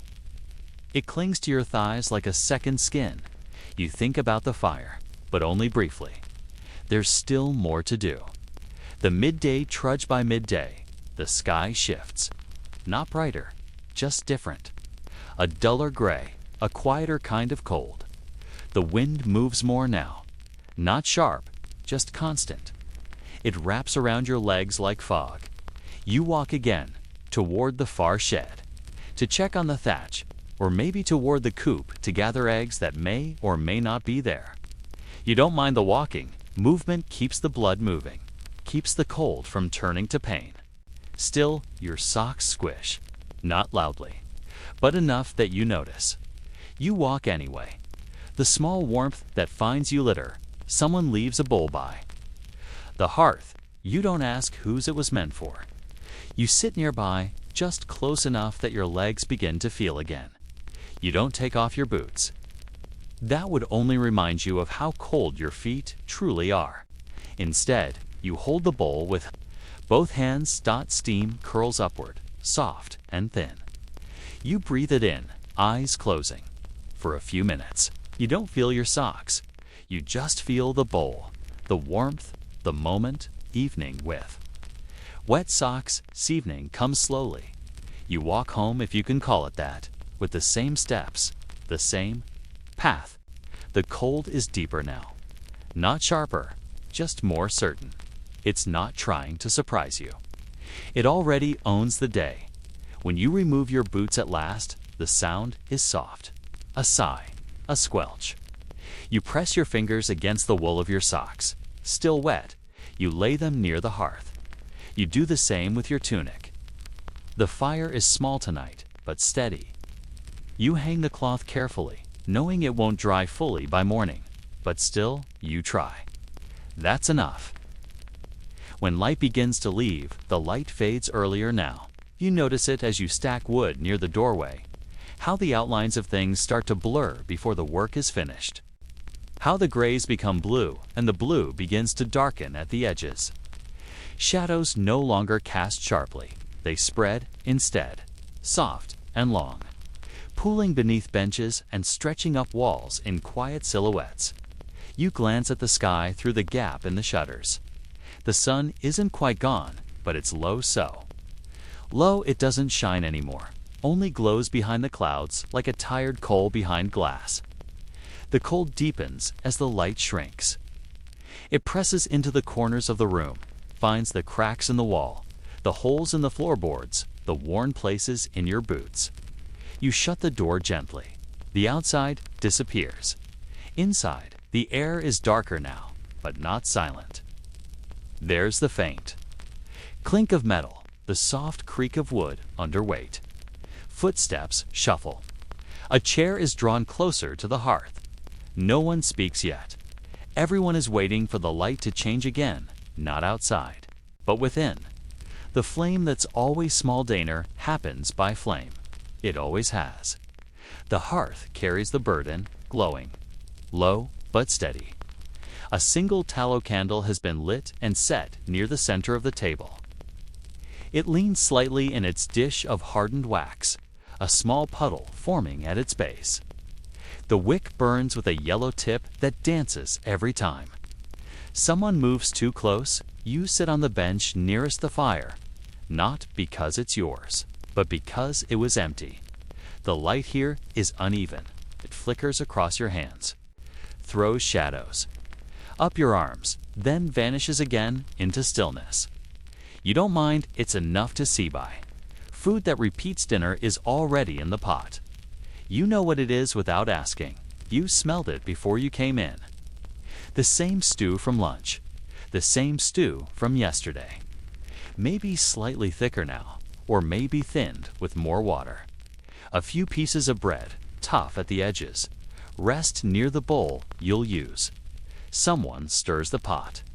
A wooden ladle scrapes the sides. The sound is slow, deliberate, without hurry. You hear the broth shift, the soft thud of something sinking, then rising again.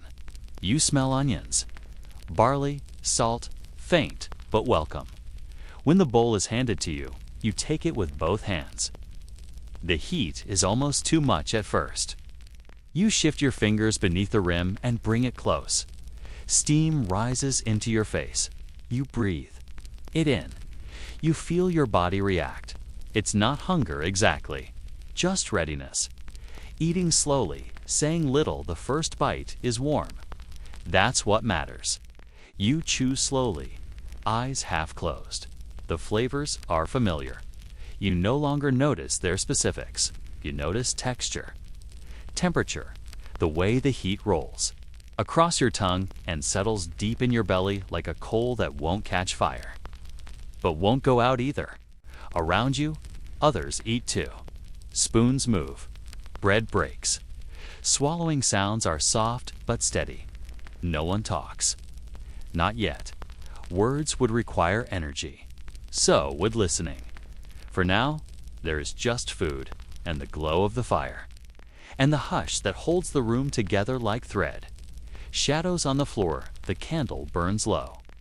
Its shadow dances across the wall, long and thin. You watch the light flicker against the floorboards, how it catches in the cracks and seems to gather there. Someone shifts. A foot scrapes the ground. The dog stirs beneath the table, stretches. Once, then curls tighter, tail against muzzle. His breath is soft and rhythmic, like a bellows you can't quite hear. You sip the broth again, careful not to spill. The bowl warms your palms. Your shoulders slowly begin to relax, just slightly, like damp fabric beginning to dry. The quiet continues, not empty, just full of something other than sound. When talk comes eventually, someone speaks. Just a few words. Maybe a comment about the firewood, or a nod to the salt running low, or how the rain might come tonight.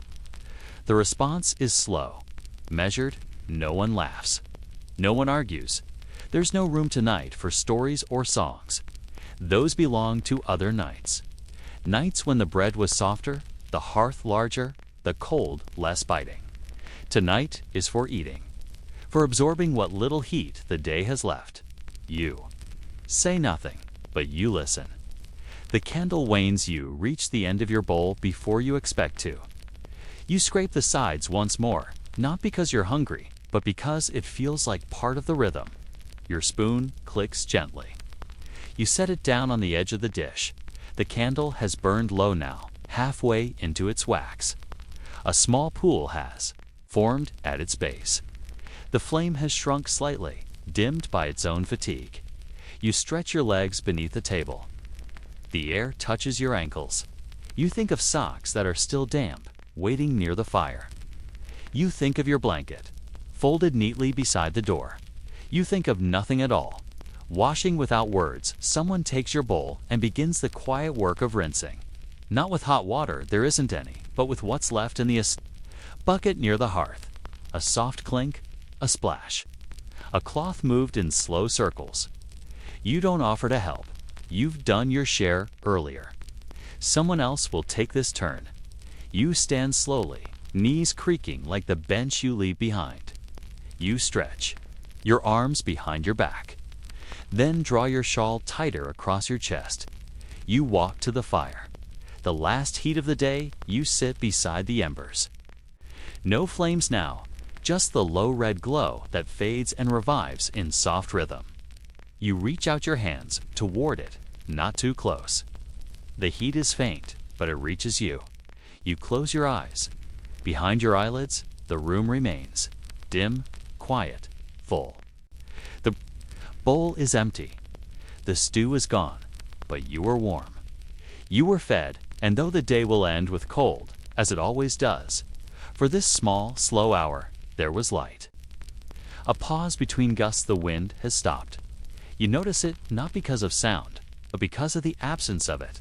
The way the wooden shutter no longer rattles gently against its hinge. The way your hair no longer lifts at the nape of your kites. The way your kites as the luxurious texture that glides on. May lives, and lives, alas, long-lasting color. But because of the absence of live skews, but because of the absence of it. The way so wise eggs, wise you wise. May see so sleepless cays. May see slice, may see so salies, to may side. We see my well apres, dop webes. The way is it, may see I kayet. We so id. We si my sa it a kayet I like to sit to go a to so make it as I you lie it's stick you could bled you I sit with it we did the it's to buy like get sit the tip of the slope the dust said we said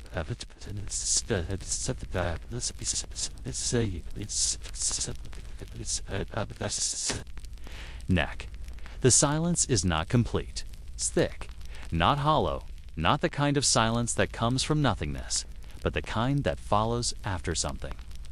As though the world has drawn in a breath and is now holding it. Waiting, you sit inside by the door, wrapped in your second-best shawl. You've been meaning to go out, just for a moment, just for air. But the thought of pushing into wind, again, has kept you still. Now that it's gone, you wonder if it's the right time. You reach for your outer cloak, the one lined in patched wool. Rough to the touch, but better than nothing. The hood is still damp from earlier. You pull it. Over your head anyway. Then you open the door. The first step out it's colder than you expected. Not sharp, but immediate. There's no wind to buffer the sensation, to warn you first with noise or motion. The cold wraps around you like a wet cloth, close, full, sudden. Still, you step out. One foot, then the other. Your boots crunch faintly in the thin frost. The ground feels firm beneath them, though not frozen solid. You pause there, just outside the doorway, hands tucked beneath your armpits. Shoulders slightly hunched, and you listen. A soundless white snow fell last night, though not heavily. Just enough to leave a powdery coat on the thatch and the grass. The rooftops along the lane are dusted in white, unevenly, because the wind had its way with it. Now, without that motion, everything has settled. The branches above you are heavy, bowed slightly under the weight of frost. You watch a small clump fall, slowly, quietly, a soft THMPF against the ground. It doesn't disturb anything. The trees don't move. The smoke from the chimney rises perfectly straight, like a ribbon. Even the animals are quiet, no bleeding, no scratching, no shifting in the straw, just a far-off cough from someone you can't see. And then that, too, fades. Stillness like glass. You walk a little farther. Each step makes a faint sound, but not enough to echo, not enough to matter. The air is still. The kind of stillness that makes your own breath feel louder. The way your exhale clouds in front of you and lingers longer than it should. You almost don't want to break it. Each motion feels like an interruption. It's like something too loud for the moment. But you walk anyway, slowly, deliberately. Through the space between the barn and the garden wall. The garden is bare now. Rows of hard earth. A forgotten basket half sunk into the mud. Frost has settled on its edge, catching the light like lace. You run your gloved hand over the stones. On the low wall, cold seeps through the wool. The wall feels less like a thing and more like a part of the weather, more still than solid. The breath of the earth, you stop walking. Not because you're tired, not because of anything really, just because it feels right to be still. You stand. In the center of the yard, where the wind used to swirl hardest, and you wait. The silence thickens. There's no bird song, no cartwheels, no human voices, no hammer on wood. Nothing but the sound of your own body, the slow push of breath in and out, the quiet thump of your heartbeat in your ears. It's strange how heavy silence can feel. Not empty, not peaceful. Exactly, just full. As if the world beneath your feet is breathing too. Just softer than you. You imagine the roots of trees shifting beneath the frost, ever so slightly. You imagine the slumber of burrowed animals. The tight curl of a fox in some dry patch of hedge. The low, slow hum of the earth dreaming beneath its crust. And for a moment, you close your eyes. The cold finds you've stood too long. It begins at the ankles. the quiet ache, the warning. Then your knees begin to feel stiff. The cold rises like a tide, working its way up through the layers of your clothing. Careful and patient, you flex your fingers inside your gloves. They don't respond immediately. They feel thick, numb-you. Draw your arms tighter across your chest, pressing your palms into your ribs. You knew you couldn't stay long. You never do. Still, you take one last look around. The sky is pale. Not quite white, not quite blue. Just a soft, dim ceiling that holds the day above you. A few wisps of cloud hang in place, not moving, not changing. The kind of sky that forgets. To pass time. Turning home, you step back toward the house. Your footprints are already softening behind you. The edges rounded by the weight of the cold. They look like they've been there for hours, even though they're fresh. You pass the stack. Of firewood, you pass the empty bucket left by the trough. You pass the coop, where even the hens are quiet now. No one sees your return. No one needs to. You step inside. The warmth hits slowly. It's not hot, not ever, but it's different. The inside cold is softer, thicker, less immediate. You lower your hood, unbutton your cloak. Your hands are red now, the skin tight. You hold them close to your mouth and blow gently, watching them fog. You don't speak. There's nothing to say. What quiet leaves behind Avon after you've returned? The silence stays with you. You move through the room carefully, as though noise might break something that hasn't yet healed. The others sense it too. Their movements are slower, their voices softer, if they speak at all. You sit near the fire. Your hands stretch toward it. The cold is fading, but not fast. You feel it draining slowly, like water from a basin. You wrap a shawl around your shoulders and lean forward just enough to feel the coals warm your knees. The silence from outside still lingers in your chest, not as cold, but as space. A kind of echo. And you realize something. The silence wasn't empty. It was full of things that didn't need to speak. Night returns as the sun slips lower, or what little of it could be seen. The light fades once again. Shadows return. Someone lights a candle. A pot begins to bubble faintly in the corner, but the hush remains. Even now, the sounds of dinner beginning. No one rushes. The outside world has quieted them. There is a kind of reverence that follows a day like this. It's a kind of gentleness that nothing can hurry. You lean back in your chair. Close your eyes for a moment. The memory of stillness wraps around you. Not as cold now.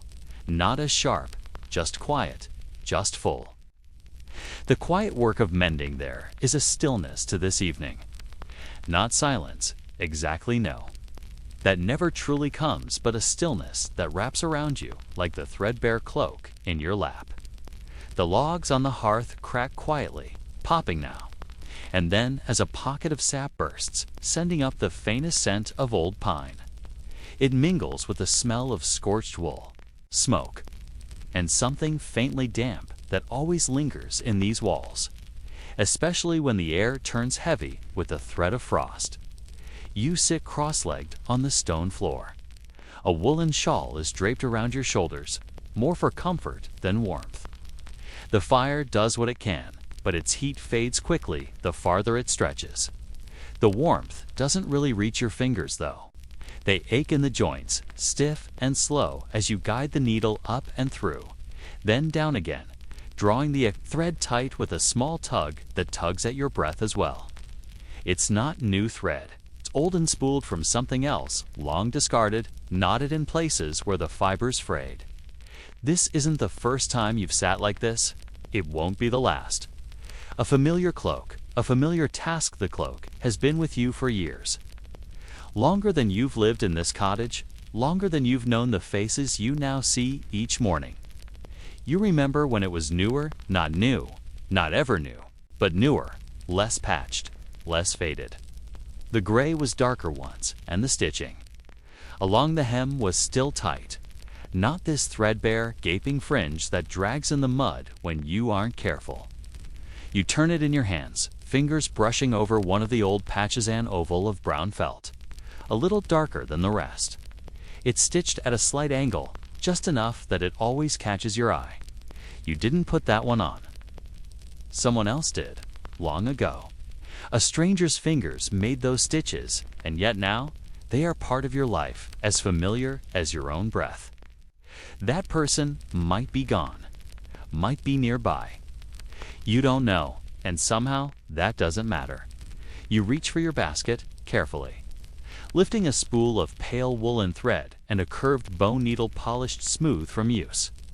The bone is warm from sitting by the hearth, curved just enough to make the mending easier. You slide it gently through the coarse wool, careful not to tear the fabric any further. The hole you're mending tonight has grown since last week. You noticed it while walking back from the stream, the breeze nudging through it like a cold finger against your ribs. Now you anchor the edge with a small knot and begin again. The sound of thread and thought the needle whispers through the fabric. Up, down, up, down. A quiet rhythm, not unlike a heartbeat. If you listen closely, there is no hurry. Mending takes the time it takes. You've learned that pushing through it only makes your hands sore and the seams crooked.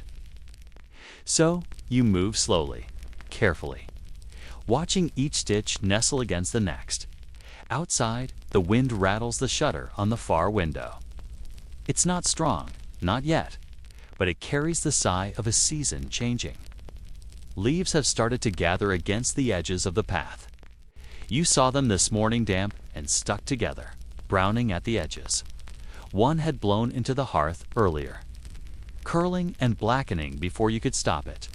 You think of all the things that wear down quietly, steadily, not just cloaks, not just shoes or pots or brooms, but voices, bodies, memories. You, perhaps, two little things that stays there, something oddly comforting about patching. The cloak will never be new again. It may never even be whole, not really, but it continues. It remains, you help it stay useful. That feels like something, maybe even everything. On some days, each patch tells a little story knot with words, but with the shape of the fabric, the color of the thread, the angle of the stitching. Here, a tear from the brambles near the orchard wall. There, a burn from when you leaned too close to the pot of barley porridge.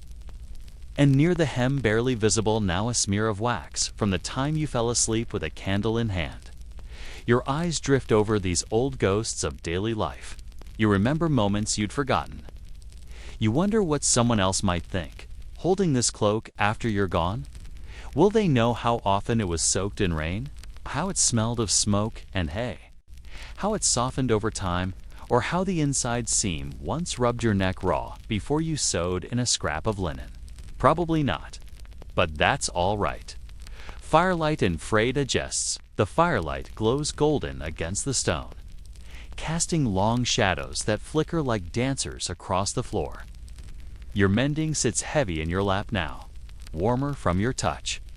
You tug the thread again, not too tight, just enough to hold. The wool resists you at first, then yields. You pause to stretch your fingers. They ache with a low, dull pain, nothing sharp. Just a reminder that the day has been long, that the weeks have been longer. You rub your knuckles gently with your thumb, then lean forward to pick up a new patch of square of dark gray felt, slightly softer than the rest. You line it up over the hole. It's not a perfect match, but you're used to that. Nothing here matches. Nothing ever has. That's part of its charm, maybe. Or part of its honesty. You anchor it with a tiny knot and begin. Again, up, down, up. Down the rhythm calms you more than you realized it would. Thinking in, trit. You think clearer while stitching. Not about grand things, just little ones. You think of the girl who gave you the spool of thread last spring. Her mother had died, and she didn't know what to do with her things. So she handed you a small basket. It held a broken comb, 3 clothespins, and 3 spools of thick thread, wound tight and smelling faintly of rosemary. You thanked her. You still use the thread. You think of her whenever you do. You think of the old man who used to sit by this very hearth, grumbling about his knees. He never patched his own cloak. Said he didn't see the point. Said a hole just lets the air in faster. Saves the wind the trouble. You think he meant it as a joke, but you never laughed. He's gone now. The chair where he used to sit is cold and a little dusty. Sometimes you dust it anyway. The soft weight of use the cloak is heavy now, with all the layers of mending. It pulls differently when you lift it. It hangs heavier from the shoulders, but the weight is familiar, reassuring, even. You know how it will feel when you swing it over your back in the morning, how it will catch on your elbow if you don't lift it just so. How the patched corner near the hood will brush your ear like a whispered reminder that you're still here, still wearing it, still stitching. You fold the cloak now, slowly, with care. The last patch is done for tonight. Not perfect, never perfect, but good enough. It's the kind of good that's earned in quiet ways under flickering firelight, with the scent of smoke in the air and a spool of borrowed thread in your palm. You lay it beside your bedroll, a flattened heap of cloth and memory. It will be ready for tomorrow. Just like you. The comfort of repetition, you glance around the small room. The embers in the hearth are fading to orange. The fire has done its work. You could let it die down now. You pull the shawl tighter around you, rising with a slow, stiff motion that creaks from your knees and your spine. You carry the basket of thread back to its place on the shelf. A chipped mug of water sits beside it, catching the low light. Outside, the wind has quieted. Or maybe it's just changed direction. You stand for a moment by the window, your breath fogging the glass as you look out into the dark. The world is still. The sky is wool dark. You can't see the stars tonight. You turn back toward your cloak. You brush it gently with your fingertips. You don't have much, but you have this. And that, tonight, is enough. The quiet work of mending there is a stillness to this evening. Not silence, exactly no. That never truly comes, but a stillness that wraps around you like the threadbare cloak in your lap. The logs on the hearth crack quietly, popping now, and then as a pocket of sap bursts, sending up the faintest scent of old pine. It mingles with the smell of scorched wool, smoke, and something faintly damp that always lingers in these walls, especially when the air turns heavy with the threat of frost. You sit cross-legged on the stone floor. A woolen shawl is draped around your shoulders, more for comfort than warmth. The fire does what it can, but its heat fades quickly the farther it stretches. The warmth doesn't really reach your fingers, though. They ache in the joints, stiff and slow as you guide the needle up and through, then down again, drawing the thread tight with a small tug that tugs at your breath as well. It's not new thread. It's old and spooled from something else, long discarded, knotted in places where the fibers frayed. This isn't the first time you've sat like this. It won't be the last. A familiar cloak, a familiar task the cloak, has been with you for years. Longer than you've lived in this cottage, longer than you've known the faces you now see each morning. You remember when it was newer, not new, not ever new, but newer, less patched, less faded. The gray was darker once, and the stitching along the hem was still tight. Not this threadbare, gaping fringe that drags in the mud when you aren't careful. You turn it in your hands, fingers brushing over one of the old Patchizan oval of brown felt, a little darker than the rest. It's stitched at a slight angle, just enough that it always catches your eye. You didn't put that one on. Someone else did, long ago. A stranger's fingers made those stitches, and yet now they are part of your life, as familiar as your own breath. That person might be gone, might be nearby. You don't know, and somehow that doesn't matter. You reach for your basket carefully. lifting a spool of pale woolen thread and a curved bone needle polished smooth from use. The bone is warm from sitting by the hearth, curved just enough to make the mending easier. You slide it gently through the coarse wool, careful not to tear the fabric any further. The hole you're mending tonight has grown since last week. You noticed it while walking back from the stream, the breeze nudging through it like a cold finger against your ribs. Now you anchor the edge with a small knot and begin again. The sound of thread and thought the needle whispers through the fabric. Up, down, up, down. A quiet rhythm, not unlike a heartbeat. If you listen closely, there is no hurry. Mending takes the time it takes. You've learned that pushing through it only makes your hands sore and the seams crooked. So you move slowly, carefully, watching each stitch nestle against the next. Outside, the wind rattles the shutter on the far window. It's not strong, not yet, but it carries the sigh of a season changing.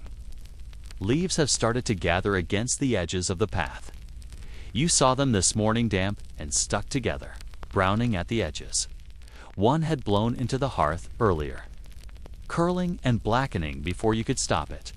You think of all the things that wear down quietly, steadily, not just cloaks. Not just shoes or pots or brooms, but voices, bodies, memories. You, perhaps. Two little things that stays there, something oddly comforting about patching. The cloak will never be new again. It may never even be whole. Not really. But it continues. It remains. You help it stay useful. That feels like something, maybe even everything. On some days, each patch tells a little story knot with words, but with the shape of the fabric, the color of the thread, the angle of the stitching. Here, a tear from the brambles near the orchard wall. There, a burn from when you leaned too close to the pot of barley porridge. And near the hem barely visible now a smear of wax from the time you fell asleep with a candle in hand. Your eyes drift over these old ghosts of daily life. You remember moments you'd forgotten. You wonder what someone else might think, holding this cloak after you're gone. Will they know how often it was soaked in rain? How it smelled of smoke and hay? How it softened over time? Or how the inside seam once rubbed your neck raw before you sewed in a scrap of linen? Probably not. But that's all right. Firelight in frayed adjusts. The firelight glows golden against the stone, casting long shadows that flicker like dancers across the floor. Your mending sits heavy in your lap now, warmer from your touch. You tug the thread again, not too tight, just enough to hold. The wool resists you at first, then yields. You pause to stretch your fingers. They ache with a low, dull pain, nothing sharp. Just a reminder that the day has been long, that the weeks have been longer. You rub your knuckles gently with your thumb, then lean forward to pick up a new patch of square of dark gray felt, slightly softer than the rest. You line it up over the hole. It's not a perfect match, but you're used to that. Nothing here matches. Nothing ever has. That's part of its charm, maybe. Or part of its honesty. You anchor it with a tiny knot and begin. Again, up, down, up. Down the rhythm calms you more than you realized it would. Thinking in, trit. You think clearer while stitching. Not about grand things, just little ones. You think of the girl who gave you the spool of thread last spring. Her mother had died and she didn't know what to do with her things. So she handed you a small basket. It held a broken comb, 3 clothespins, and 3 spools of thick thread, wound tight and smelling faintly of rosemary. You thanked her. You still use the thread. You think of her whenever you do. You think of the old man who used to sit by this very hearth, grumbling about his knees. He never patched his own cloak. Said he didn't see the point. Said a hole just lets the air in faster. Saves the wind the trouble. You think he meant it as a joke, but you never laughed. He's gone now. The chair where he used to sit is cold and a little dusty. Sometimes you dust it anyway. The soft weight of Use the Cloak is heavy now, with all the layers of mending. It pulls differently when you lift it. It hangs heavier from the shoulders, but the weight is familiar, reassuring, even. You know how it will feel when you swing it over your back in the morning, how it will catch on your elbow if you don't lift it just so. How the patched corner near the hood will brush your ear like a whispered reminder that you're still here, still wearing it, still stitching.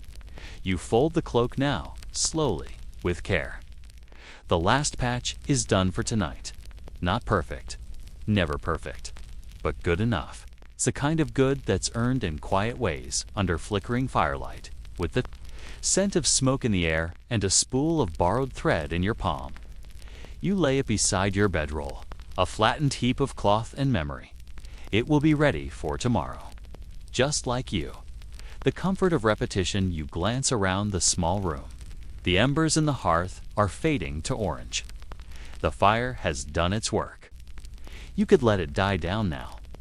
You pull the shawl tighter around you, rising with a slow, stiff motion that creaks from your knees and your spine. You carry the basket of thread back to its place on the shelf. A chipped mug of water sits beside it, catching the low light. Outside, the wind has quieted. Or maybe it's just changed direction. You stand for a moment by the window, your breath fogging the glass as you look out into the dark. The world is still. The sky is wool dark. You can't see the stars tonight. You turn back toward your cloak. You brush it gently with your fingertips. You don't have much, but you have this. And that, tonight, is enough.